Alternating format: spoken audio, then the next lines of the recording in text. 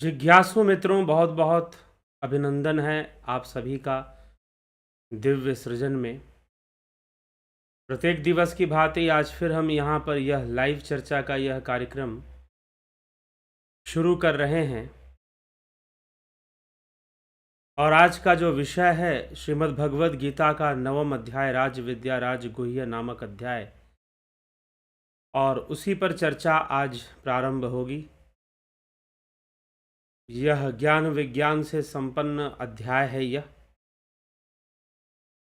भगवान श्री कृष्ण, वैसे तो चर्चा जो चल रही है श्रीमद् भगवद गीता में वही चर्चा आगे बढ़ेगी, लेकिन अध्याय परिवर्तन हो रहा है। अध्यायों का विभाजन तो बाद में किया गया, अलग से किया गया। कृष्ण जब अर्जुन को समझा रहे थे या गीता सुना रहे थे, तब तो वह एक ही गीता है, ना कि अनेक अध्यायों में बटी हुई। तो पिछली चर्चा को आप जरूर ध्यान में रखें। आगे जो भी हम इस अध्याय में देखेंगे आज के इस व्याख्यान में, पिछली चर्चा क्या हुई थी। भगवान ने कहा कि जिसने ये जान लिया कि यह आवृत्ति और अनावृत्ति के दो मार्ग हैं, बंधन और मुक्ति के दो मार्ग हैं, मृत्यु के बाद दो रास्ते होते हैं, आए हैं सो जाएंगे राजा रंग फकीर, एक सिंहासन चढ़ी चले एक बंधे जंजीर।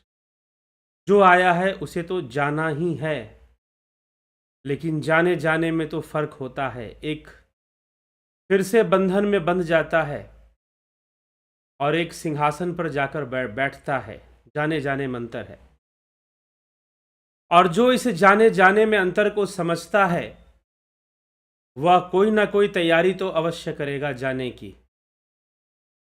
जब राजा परीक्षित को पता चला कि 7 दिन बाद तक्षक सर्प उन्हें डस लेगा और उनकी मृत्यु हो जाएगी, तो उन्होंने ऐसा कोई प्रयास नहीं किया कि तक्षक को रोका जा सके, बल्कि उन्होंने प्रयास किया कि 7 दिन बाद अब मुझे मृत्यु होनी है, तो मुझे उस राज विद्या को जान लेना चाहिए। और उस राज विद्या की खोज में वो सुखदेव मुनि के शरण में चले गए, और सुखदेव मुनि ने श्रीमद् भागवत का मर्म उन्हें समझाकर उन्हें योग समाधि में बिठा दिया, इससे पहले कि तक्षक सर्प आए और उनको डसे। तक्षक आए, तक्षक नाग आए और उनको डसे, इससे पहले राजा परीक्षित योग समाधि में लीन हो चुके थे, क्योंकि तक्षक के विष का जो असर है वह शरीर तक ही तो होगा, और राजा परीक्षित समाधि में लीन हो चुके थे। तो ऐसे लोग सिंहासन पर जाकर बैठते हैं। फिर कथा आती है कि पुष्पक विमान उनको लेकर जाता है वैकुंठ। ऐसी कथाएं फिर सुनने में हमें आती हैं, कथाएं हैं, लेकिन भागवत में यही वर्णन आता है कि जब तक्षक सर्प उनको डसता है, आता है, तब तक वो समाधि में लीन हो जाते हैं। तो यही बात हमें समझने की आवश्यकता है कि राजा परीक्षित ने तक्षक को रोकने का कोई प्रयास नहीं किया, बल्कि अपनी मुक्ति का प्रयास किया कि मृत्यु आने से पूर्व यह जो मनुष्य जीवन है यह व्यर्थ ना जाए, और मैं योग मार्ग में प्रतिष्ठित हो पाऊं। बाकी संसार के जो कर्म मुझे करने थे, जब तक जीवन था, जो कर्तव्य की पालना करनी थी परिवार के प्रति, संसार के प्रति, वो मैंने किया है, और आखिरी समय तक जब वो करते रहे अपने कर्तव्य की पालना। तो इसीलिए ये दो मार्ग हैं। जाने जाने में भी बड़ा अंतर है, जीने जीने में भी बड़ा अंतर है। हम जीवन भी जी रहे हैं, कर्म भी कर रहे हैं, तो बंधन की ओर जा रहे हैं कि मुक्ति की ओर जा रहे हैं। भगवान श्री कृष्ण अर्जुन से युद्ध करने के लिए कह रहे हैं, लेकिन अर्जुन का जो युद्ध है वह उसका बंधन ना बने, उसकी मुक्ति बने। वैसे युद्ध करने के लिए तो दुर्योधन भी तैयार है, दुशासन भी तैयार है, तो क्या वो बड़े निष्काम भाव से युद्ध कर रहे हैं? जी नहीं, सकाम से ही कर रहे हैं, और उनका युद्ध उनके लिए बंधन ही बनने वाला है। लेकिन भगवान चाहते हैं कि इसका बंधन ना बने, मुक्ति का ही साधन बन जाए, और निष्काम कर्म योग मुक्ति का ही साधन है। तो पहले हमें बंधन समझ में आएगा तभी मुक्ति समझ में आएगी। जिसको बंधन नहीं समझ में आया उसे मुक्ति भी कभी समझ में नहीं आ सकती, क्योंकि मुक्ति की खोज कौन करेगा? जो बंधन का अनुभव करेगा, और जो बंधन का अनुभव नहीं करेगा वो मुक्ति की खोज भी नहीं करेगा। तो इसीलिए कई बार बंधन का अनुभव करने में लोगों को समय लग जाता है। जीवन में उम्र हो जाती है तब उन्हें लगने लग जाता है कि शायद बंधन है। बहुत सारी चीजें संसार में बंधन ही तो हैं, बहुत सारे भोग विषय भी बंधन हैं। तो बंधन का अनुभव होना महत्वपूर्ण होता है, और जब बंधन का अनुभव हो जाएगा तो मुक्ति की यात्रा अपने आप शुरू हो जाती है। और यहीं से राज विद्या जो मुक्ति की ओर हमें ले जाती है, राज विद्या जो हमें मुक्ति की ओर ले जाती है, उस राज विद्या को जानने की बात भगवान श्री कृष्ण अर्जुन से कहते हैं। और वह राज विद्या जो ज्ञान विज्ञान सहित है, तो 9वें अध्याय के प्रथम श्लोक में ही भगवान श्री कृष्ण अर्जुन से कहते हैं, इदम तू ते गुह्यतमं प्रवक्ष्याम्य अनसूयवे ज्ञानम विज्ञान सहितम यज ज्ञात्वा मोक्ष्यसे अशुभात।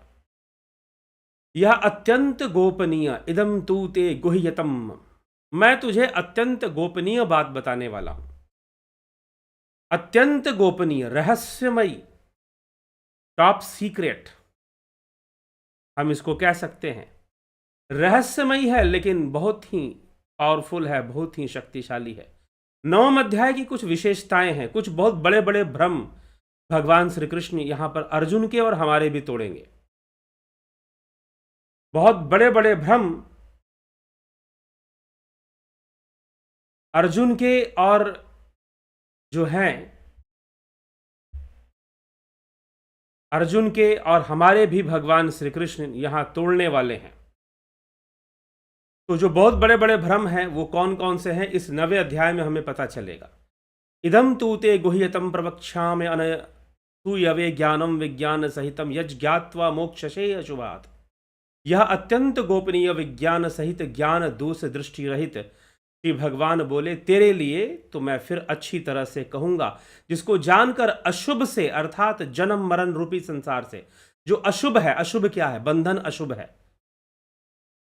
मोक्ष से अशुभात्, तो मुक्ति को प्राप्त होगा, मोक्ष को प्राप्त होगा। जो अशुभ है, अशुभ क्या है? बंधन अशुभ है, मुक्ति शुभ है। बंधन दुख का कारण है, मुक्ति सुख का कारण है।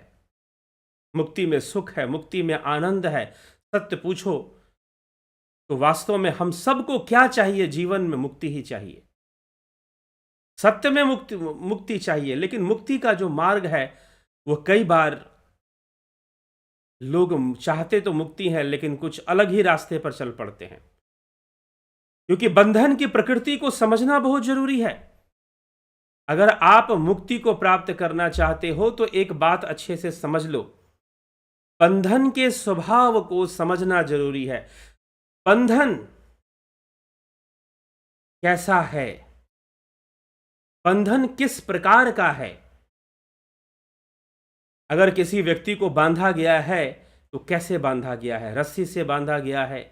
अब वो रस्सी कैसी है? जंजीर से बांधा गया है, लोहे की जंजीर हो या सिक्कड़ हो, उससे बांधा गया है क्या? बांधा कैसे गया है? किस तरह का बंधन उसे दिया गया है? अगर बंधन का स्वभाव पता हो, बंधन की प्रकृति अच्छे से समझ में आ जाए कि ये बंधन है कैसा, तो वह बंधन ही बताएगा कि मुक्त कैसे होना है। बंधन ही बताएगा कि मुक्त कैसे होना है। रस्सी ही बताएगी कि वो खुलेगी कैसे। रस्सी के गांठ है लेकिन रस्सी कैसी है? प्लास्टिक की रस्सी है क्या? सुतली है क्या? नारियल की रस्सी है? कैसी रस्सी है? या लोहे की जंजीर है? किस तरह का बंधन आपको दिया गया है?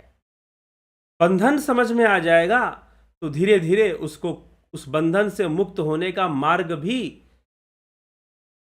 मिलना शुरू हो जाएगा। बंधन से मुक्त होने का मार्ग भी मिलना शुरू हो जाएगा फिर। तो इसीलिए बंधन को समझना बहुत जरूरी है, बंधन को समझना बहुत जरूरी है। तो भगवान यहां पर कह रहे हैं, इदम तू ते गुह्यतम, अत्यंत गोपनीय ज्ञान विज्ञान, ज्ञानम विज्ञान सहितम याज ज्ञात्वा मोक्ष से अशुभात। ज्ञानम विज्ञान सहितम, ज्ञानम विज्ञान सहितम, ज्ञानम विज्ञान सहितम का क्या अर्थ है?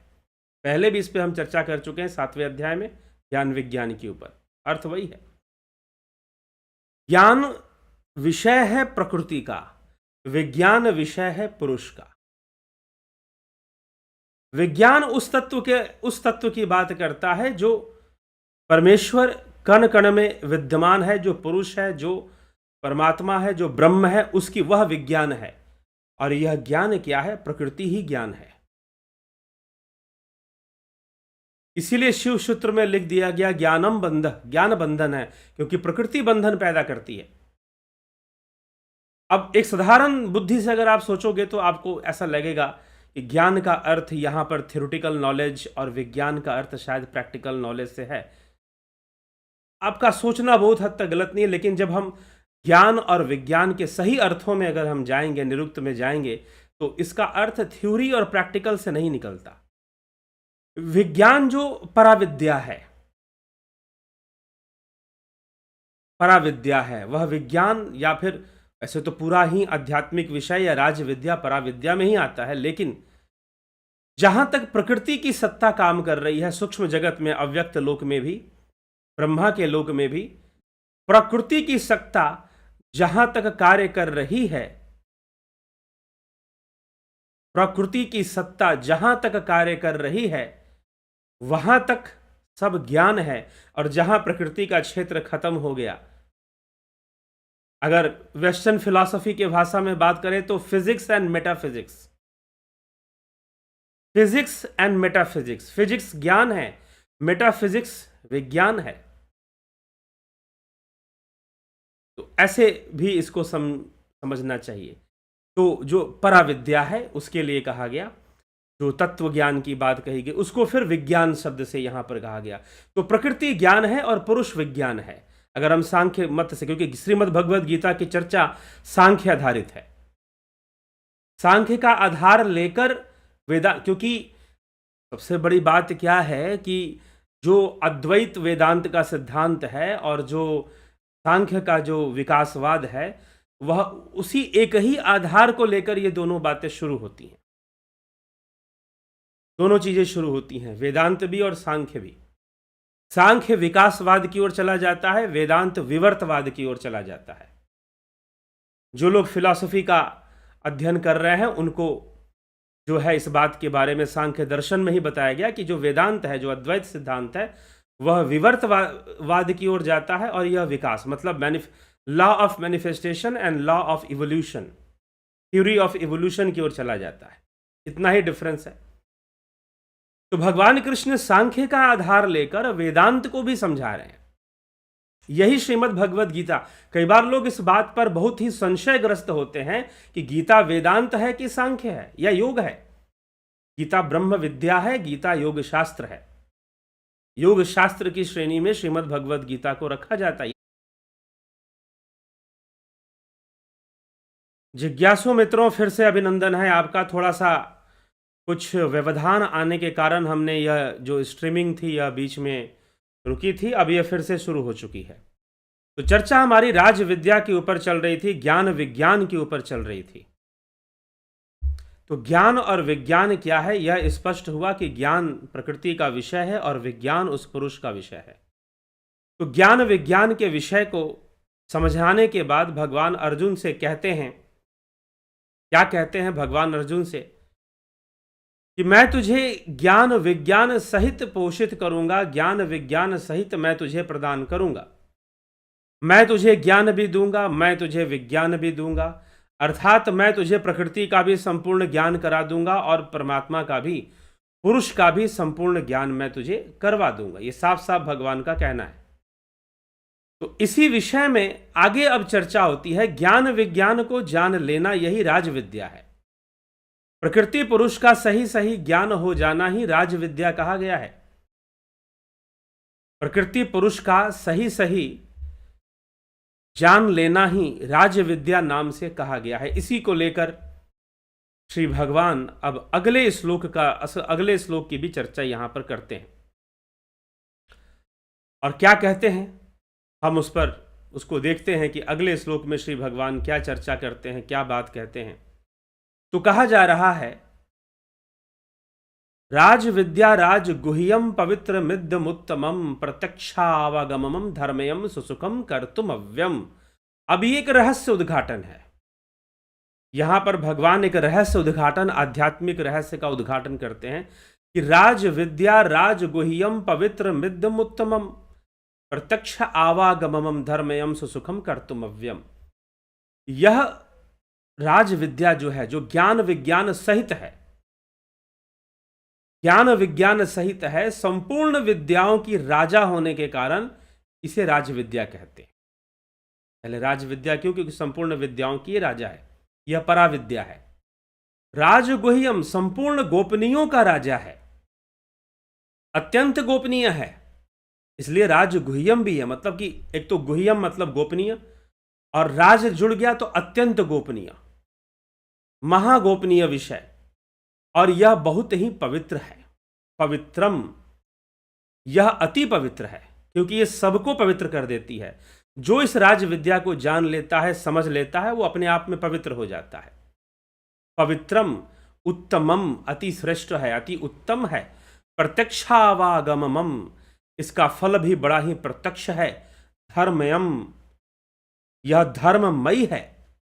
अव्ययम, अविनाशी है, और करने में बहुत ही सुगम है। यह जो राज विद्या है, यह करने में बहुत ही सुगम है, इसका अभ्यास बहुत सुगम है। प्रत्येक मनुष्य कर सकता है, प्रत्येक मनुष्य कर सकता है। मनुष्य योनि में होना ही पर्याप्त है उसके लिए। तो इसीलिए भगवान यहां पर राज विद्या, जो पापी से पापी व्यक्ति को भी पवित्र करने की क्षमता रखती है, राज विद्या जो पापी से पापी व्यक्ति को भी पवित्र करने की क्षमता रखती है, उस राज विद्या की चर्चा भगवान श्री कृष्ण यहां पर कर रहे हैं। राज विद्या राज गुह्यम पवित्र मिद्यमुत्तमम प्रत्यक्षावागमम धर्मयम सुसुखम कर्तुम अव्यम। यह ज्ञान विज्ञान सहित, अब यहां पर भगवान ने कहा कि मैं तुझे ज्ञान विज्ञान सहित बताऊंगा। तो राज विद्या क्या है? ज्ञान विज्ञान संपन्न जो विद्या है, वही राज विद्या है। पहले तो यह हमें समझ लेना चाहिए। और यह पवित्र है, अत्यंत पवित्र विद्या है। यह अत्यंत पवित्र, सबको पवित्र करने वाली यह अत्यंत पवित्र विद्या है। अब यह पवित्र कैसे है, यह भी प्रश्न उठता है, क्योंकि इसको जानकर व्यक्ति प्रकृति पुरुष का भेद जान लेता है, जीवन के सारे रहस्य जान लेता है। और जब जान लेता है कि प्रकृति क्या है, 3 गुणों के वशीभूत यह प्रकृति है, और वह पुरुष, सर्वव्यापी पुरुष आत्मा रूप में हमारे भीतर ही विराजमान है, हम उसे जान लें, हम उसका साक्षात्कार कर लें।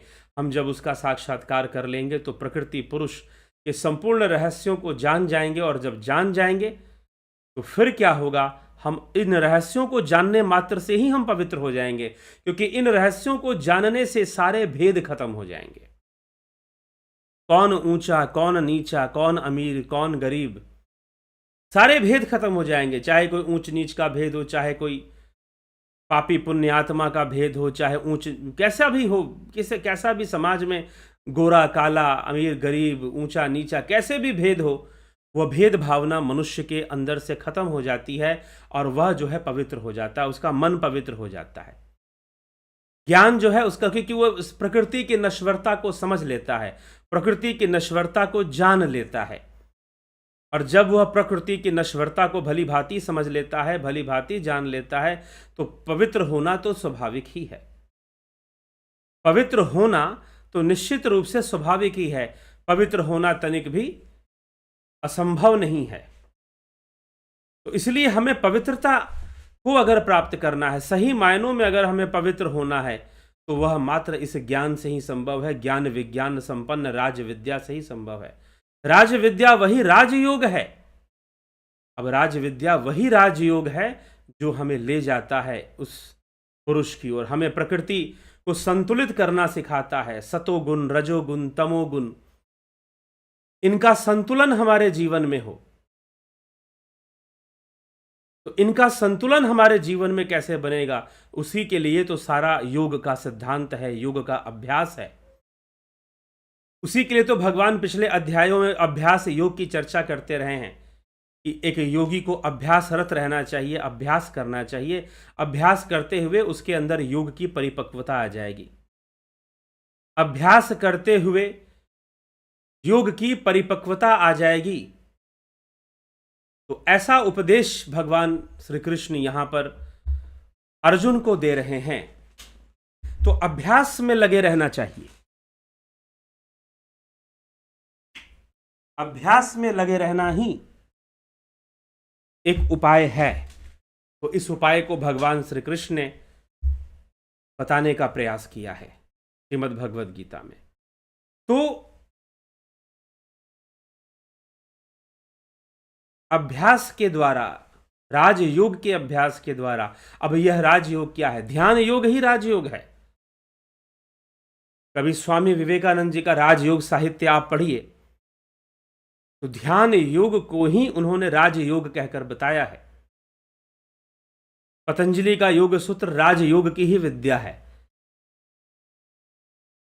हठ योग प्रदीपिका में स्वात्मा राम जी हठ योग से राजयोग की प्राप्ति का मार्ग बताते हैं। हठ योग से राजयोग की प्राप्ति का मार्ग बताते हैं, क्योंकि राजयोग को प्राप्त कर कर ही वास्तव में कोई योगी बन पाता है। तो इसीलिए यह राजविद्या, यहां पर राजविद्या राजयोग का ही पर्यायवाची है। तो राजविद्या को प्राप्त करना, क्योंकि राजविद्या से और राजयोग से ही पुरुष और प्रकृति का रहस्य समझ में आएगा। प्रकृति ही ज्ञान है, पुरुष ही विज्ञान है। प्रकृति का अर्थ यहां पर, ज्ञान का अर्थ है प्रकृति का जितना खेल है, जितना रहस्य है कि यह प्रकृति कैसे चल रही है, जीवन में सुख दुख क्यों आ रहा है, कैसे आ रहा है, हमें कैसा एटीट्यूड रखना चाहिए सुख दुख के प्रति। हमेशा सुख एक तरफा जीवन नहीं जीना चाहिए, हमेशा सुख भोगी नहीं बनना चाहिए, हमेशा सुखों की कामना में ही लिप्त नहीं रहना चाहिए। जीवन में आने वाले कष्ट दुखों को भी हमें कभी कभी छोटे छोटे कष्ट दुख हम स्वीकार करें तो बहुत बड़े बड़े दुखों से हमारी रक्षा भी तो होती है। तो जीवन में आने वाले इस तरह से दुखों को भी स्वीकार कर भगवान श्री कृष्ण यह उपदेश दे रहे हैं कि अर्जुन, तीन गुणों के वशीभूत आने वाले जो दुख रूपी झंझावत आते हैं, कभी क्रोध के रूप में, कभी दुख के रूप में, कभी संताप के रूप में, मोह के रूप में, तू उनको सहन कर। छोटे मोटे जो दुख जंजाल आते हैं उनको सहन करने की क्षमता अपने अंदर प्रकट कर, उनको स्वीकार करने की क्षमता अपने अंदर प्रकट कर, उनसे दूर मत भाग, दूर भागने का प्रयास भी मत कर। प्रकृति को समझना है कि यह प्रकृति कैसे काम कर रही। अमीर गरीब होना अलग बात है, मनुष्य की सोच कैसी है। हो सकता है कि कोई व्यक्ति गरीब हो लेकिन फिर भी धन के लिए वो बहुत ना भागता हो, और यह भी हो सकता है कि कोई व्यक्ति बहुत अमीर हो लेकिन धन का लोभी ना हो। लेकिन ऐसा भी होता है कि आदमी गरीब होता है और धन के पीछे बहुत ज्यादा भागता है, और कई बार कुछ अमीर भी होते हैं जो धन के पीछे भागते रहते हैं। तो कुल मिलाकर हम प्रकृति के प्रति कैसा व्यवहार रखते हैं, हमारी बाहरी अवस्था अपनी जगह पर है, और हम प्रकृति के प्रति कैसा व्यवहार रखते हैं, कैसी सोच रखते हैं, यह हमें विचार करना चाहिए, यह हमें समझने का प्रयास करना चाहिए। तो प्रकृति के रहस्यों को समझना, प्रकृति को जानने की कोशिश करना, यह सब कैसे चल रहा है, कर्म के सिद्धांत को समझना, स्थूल शरीर, सूक्ष्म शरीर, कारण शरीर, इन सब बातों को जानना जो कि योग साहित्यों में हमें मिलते हैं, योग उपनिषद में और दूसरे उपनिषदों में, तैत्तरीय उपनिषद में, विवेक चूड़ामणि में पंचकोश की चर्चा, अन्नमय कोश, प्राणमय कोश, मनोमय कोश, विज्ञानमय कोश, आनंदमय कोश, ये जितना भी ये ज्ञान है, क्या ये ज्ञान का विषय है। आप जितनी नॉलेज प्रकृति के बारे में लेते हैं वो सब ज्ञान का विषय है, लेकिन उससे परे जिस अवस्था में हम समाधि, जो कैवल्य की अवस्था की ओर जाने वाली जो शक्ति है वह विज्ञान है, जहां पर हमारे जीवत्व बोध का लय होता है वह विज्ञान है। तो इसीलिए वह पुरुष विज्ञान है और प्रकृति ज्ञान है। और प्रकृति पुरुष से संपन्न जो गोपनीय ज्ञान है, अत्यंत रहस्यमय ज्ञान है, जीव के विषय में, जीवन के विषय में, बंधन और मोक्ष के विषय में, बंधन ज्ञान का विषय है, मुक्ति विज्ञान का विषय है। बंधन ज्ञान का विषय है और मुक्ति विज्ञान का विषय है, ऐसा हमें समझना चाहिए। तो ज्ञान विज्ञान का सही कॉन्सेप्ट, और यह ज्ञान विज्ञान सहित जो विद्या है वही राज विद्या है। और यह राज विद्या पापी से पापी व्यक्ति को पवित्र कर देने वाली है। यह अत्यंत गोपनीय राज विद्या घट में ही प्रकट होने वाली है। और इसी राज विद्या को की प्राप्ति राजयोग से होती है। और वह राजयोग क्या है? अष्टांग योग हमें राजयोग की ओर ले जाता है।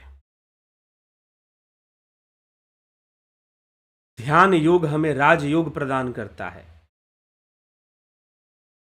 इस प्रकृति के क्रियाकलाप को समझकर अंतर्मुखी होकर उस तत्व में लीन होना राजयोग का विषय है। तो राज विद्या राज गुह्यम पवित्र मुद्दमुत्तमम, इस तरह से भगवान ने अर्जुन को यह विषय समझाया है। और यह प्रत्यक्ष है, जब आप इसको करेंगे तो इसका प्रत्यक्ष प्रभाव भी दिखाई देगा। प्रत्यक्ष प्रभाव भी इसका मिलना शुरू हो जाएगा, इसका दिखना शुरू हो जाएगा। तो प्रत्यक्ष प्रभाव आना चाहिए और मिलना चाहिए। आगे भगवान कृष्ण लिखते हैं, अश्रद्धानाः पुरुषा धर्मस्यास्य परम तप अप्राप्य माम निवर्तन्ते मृत्यु संसार वर्तमनि। हे परम तप, इस धर्म की महिमा पर श्रद्धा न रखने वाले मनुष्य इस राज विद्या में, राज विद्या रूपी जो धर्म है, राज विद्या को ही यहां धर्म भी कहा गया ना, पवित्र धर्म यही है जो सबको पवित्र करता है। ठीक, तो धर्मयम सुसुखम कर्तुमव्यम, यह धर्ममय है, यह राज विद्या धर्ममय है। कौन सा धर्म है? यहां पर सनातन धर्म है। इस राज विद्या में धर्म क्या है? धारणा से धर्म है। तो धारणा किसकी करवाता है? ज्ञान विज्ञान की धारणा करवाता है। यह राज विद्या उस ब्रह्म की धारणा करवाता है। कौन सी धारणा करवाता है? जब आप प्रणव साधना करेंगे, ध्यान योग का जो लोग अभ्यास करते हैं और ध्यान योग का जो लोग कोर्स करते हैं, वह प्रणव साधना कर कर एक शून्य की अवस्था में जब पहुंचते हैं, तो वहां पर किसकी धारणा हो रही है? ब्रह्म की धारणा होती है, सनातन की धारणा होती है। इसलिए यह धर्मयम, यह जो राज विद्या है, प्रत्यक्ष फल देने वाला, धर्ममय, अविनाशी है, क्योंकि सनातन धर्म कभी नष्ट नहीं होता, यह सर्वदा ही अविनाशी रहता है। इसलिए यह सनातन धर्म तभी सनातन धर्मी व्यक्ति बनता है जब वो सनातन ब्रह्म को धारण करता है, जब वह सनातन ब्रह्म को धारण करता है। तो इसलिए इसे धर्ममय कहा गया कि यह राज विद्या राजगुह्य है और यह पवित्र मिद्यमुत्तमम प्रत्यक्षावागमम धर्मयम सुसुखम कर्तुम अव्यम, यह सुख प्रदान करने वाला, क्योंकि यह संतुलन बनाता है, यह जीवन का संतुलन बनाता है और संतुलन में ही सुख है। यह जीवन का संतुलन बनाता है और संतुलन में ही सुख है। तो इसीलिए यह सुख प्रदान करने वाला है, यह धर्म प्रदान करने वाला है, और यह बहुत ही सुगम भी है, आसान भी है। व्यक्ति, लेकिन फिर भी व्यक्ति का इच्छुक होना, जिज्ञासु होना अनिवार्य है, तभी तो वो राजयोग में सफलता प्राप्त करेगा, आगे बढ़ पाएगा। राजयोग में तभी सफलता प्राप्त करेगा जब वह आगे बढ़ेगा। तो राजयोग में सफलता उसे कब प्राप्त होती है? जब वह राजयोग का अभ्यास करेगा, आगे बढ़ेगा। तो ध्यान योग करते हुए उस अविनाशी की ओर बढ़ने का प्रयास, उस परम तत्व की ओर बढ़ने का प्रयास, उस पूर्ण रूपेण संतुलित शांत अवस्था में, क्योंकि शांति, हम शांत हो सके, ठीक है ना, हमें शांति प्राप्त हो सके। कुल मिलाकर शांत ही तो होना चाहते हो आप। अरे कुछ भी चाहते हो, अच्छा स्वास्थ्य चाहते हो, अच्छा भोजन चाहते हो, अच्छा धन चाहते हो, किस लिए चाहते हो? शांति के लिए चाहते हो। लेकिन फिर भी कई बार बहुत धन का हो जाना, बहुत रिश्ते नातों का बन जाना, वह दुख का कारण भी तो बन जाते हैं। अत्यधिक धन भी तो दुख का कारण ही बनता है। अत्यधिक धन भी तो दुख का कारण ही बनता है। शांति तो खत्म हो जाती है। लेकिन आपका उद्देश्य क्या है? शांति में रहना, संतुष्ट रहना, संतुलन में रहना। और संतुलन आप अपना बिगाड़ते रहते हैं। कभी धन की प्राप्ति में संतुलन बिगाड़ते हैं, कभी रिश्ते नातों में संतुलन बिगाड़ते हैं। अनेकों प्रकार से आप अपना संतुलन बिगाड़ते रहते हैं और दुखी होते रहते हैं। ध्यान योग वह राजयोग विद्या है। और 20 तारीख से, कब से शुरू हो रहा है जी? 20 मार्च 20 मार्च से starting from 20 March 2023, duration 1 month, guided meditation, transcendental meditation, spiritual healing. Join Jupiter and sun membership. अगर जुपिटर ज्वाइन करेंगे तो पूरा कोर्स मिलेगा, सन ज्वाइन करेंगे तो 2 मिलेगा, guided meditation and transcendental meditation. अगर इसका डिटेल्स लेना है तो कांटेक्ट कीजिए 9661802459। इस पर आपको कांटेक्ट करना पड़ेगा, ठीक। 9661 मैं आपको कमेंट में दे देता हूं, यह नंबर। आप इस पर संपर्क कर कर ध्यान योग की पूरी जानकारी ले सकते हैं, ठीक।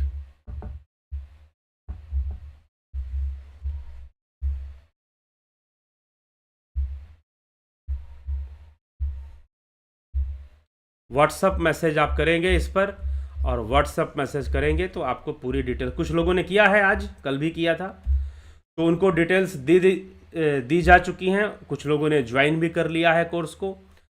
तो कोर्स तो आगे बढ़ रहा है, आप इसका लाभ जरूर उठाइए। प्राकृतिक चिकित्सा का भी कोर्स कर सकते हैं, लाभान्वित हो सकते हैं, ठीक है। तो ध्यान योग यह राजयोग की ही विद्या है, यह अत्यंत गोपनीय है।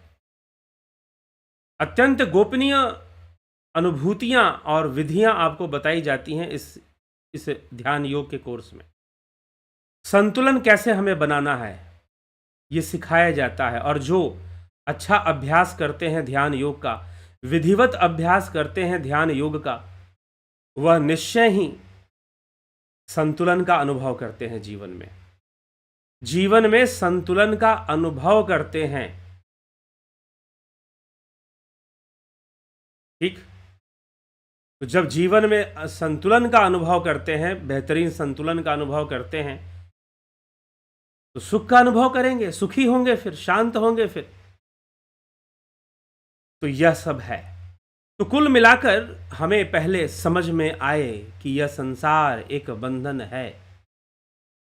हमें बंधन तो समझ में आए, और जब बंधन समझ में आएगा तो निश्चय ही हम मुक्ति की ओर भी कदम बढ़ाएंगे। फिर जीवन का हर कार्य मुक्ति हो जाएगा, मुक्ति की ओर रहेगा।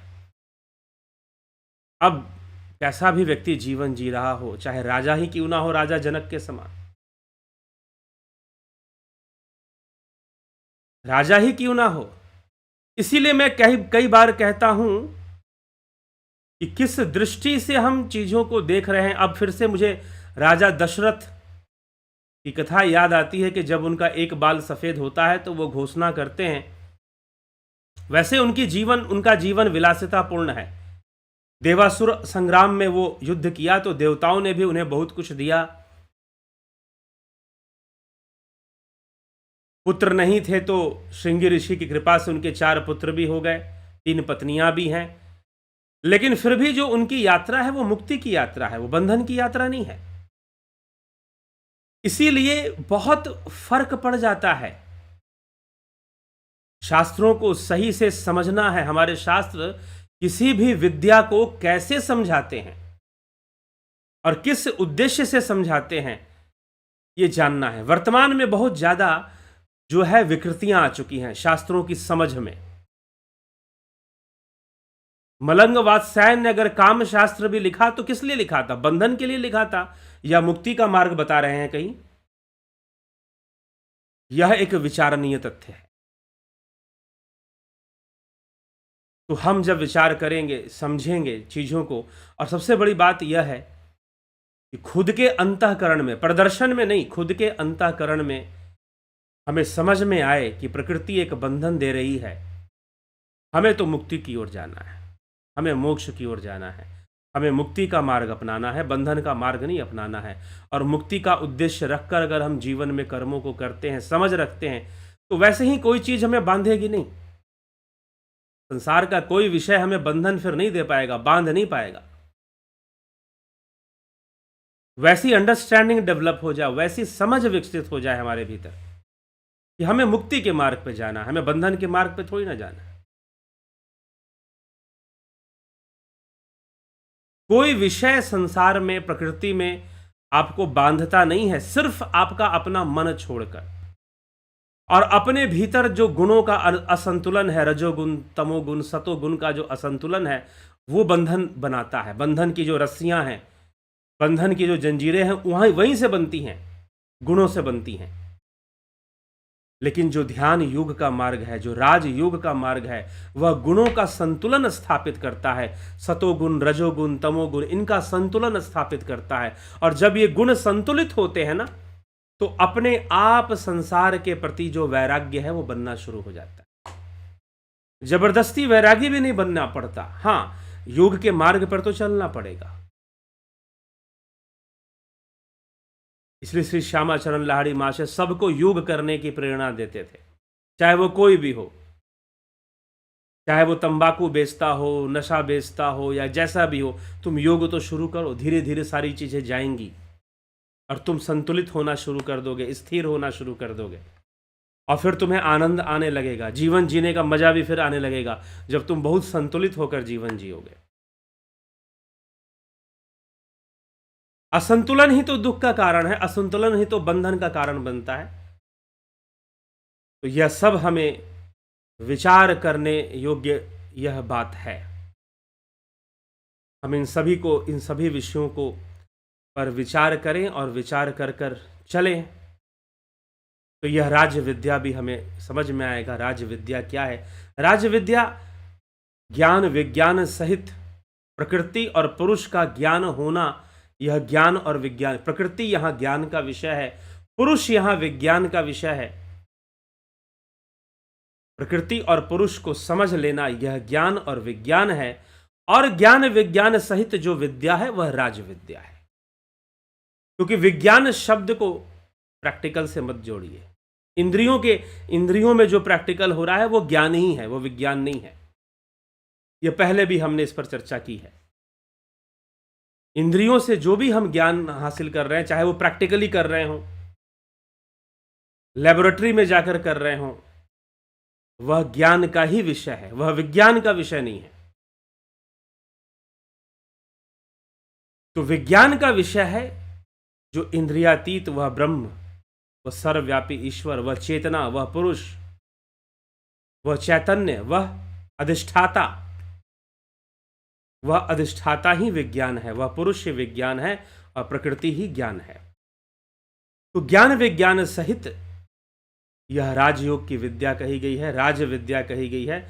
इसमें हमें अभ्यास करना, राजयोग की ओर आगे बढ़ना, और राजयोग की ही प्राप्ति ध्यान योग से होती है।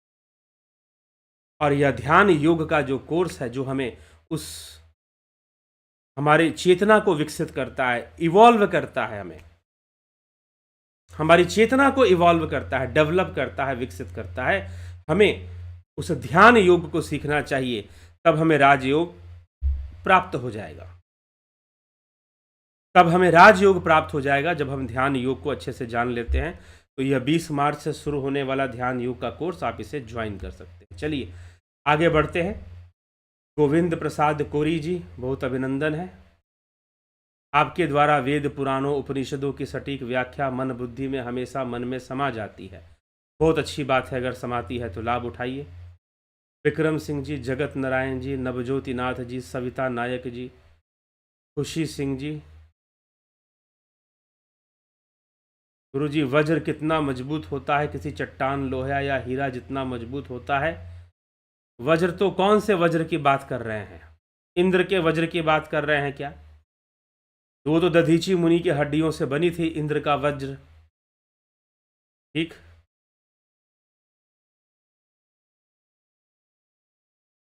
क्या मन की गति प्रकाश की गति से तेज है? मन की गति प्रकाश की गति से तेज है। ऑरा विकसित। देखिए, सबसे बड़ी बात क्या है कि जो विषय चल रहा है, आप कोशिश कीजिए कि उस विषय पर प्रश्न कीजिए, और आपका विषय आध्यात्मिक हो साथ में। ठीक ना? आध्यात्मिक मतलब कि जो मन बुद्धि चित्त अहंकार आत्मा से संबंधित विषय है, वो आध्यात्मिक कहा जाता है। ठीक। तो उसी तरह के प्रश्न रखने का प्रयास करें। फिर भी मैं प्रश्नों को ले लेता हूं। चलिए।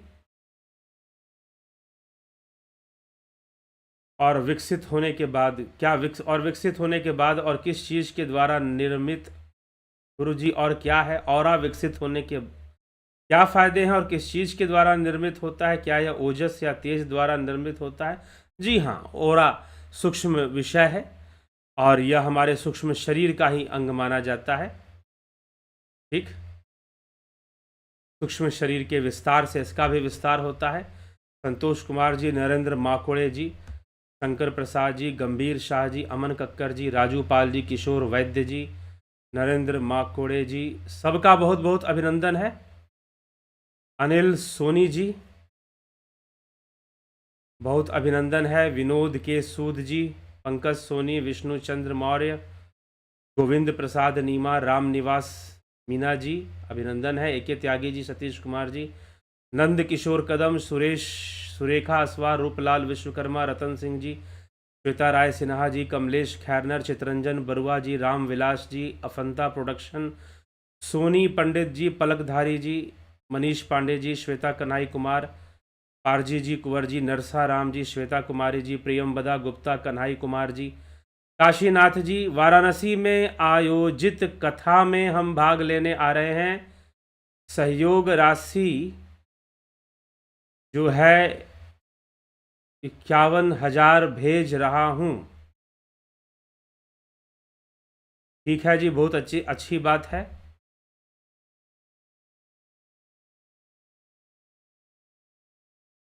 ठीक है काशीनाथ जी, बहुत बहुत अभिनंदन है आपका। बहुत, ये काशी के अंदर कथा का आयोजन चल रहा है। शिव कथा, शिव पुराण कथा, ज्ञान यज्ञ का आयोजन चल रहा है काशी के अंदर, और 9 अप्रैल से 15 अप्रैल तक यह कथा का आयोजन होगा, जिसमें कि काशीनाथ जी जो हैं 51,000 रुपए की राशि वह भेज रहे हैं। और 51,000 लिखा है कि 5 लाख लिखा है शायद। तो इस तरह से जो है 51,000 की राशि वह भेज रहे हैं। लिखने में थोड़ी त्रुटि हो सकती है। तो आप भी अगर इस कथा में सहयोगी बनना चाहते हैं, भाग लेना चाहते हैं, इस कथा के यजमान बनना